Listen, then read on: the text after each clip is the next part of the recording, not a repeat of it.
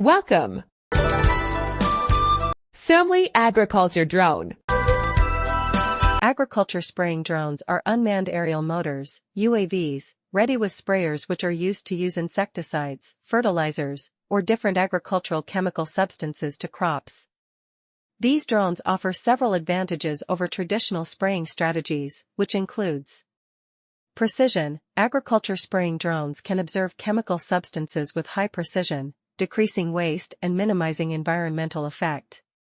Efficiency. Drones can cover big regions of land quick and effectively, saving time and labor fees in comparison to guide spraying. Safety. Using drones for spraying reduces the need for farmers to be in close proximity to chemical substances, enhancing safety for operators.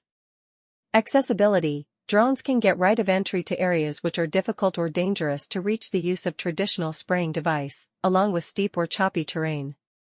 Cost-effectiveness. While the initial funding in a spraying drone can be giant, the long-term value financial savings in terms of exertions, fuel, and chemical use can make them a cost-effective answer for farmers.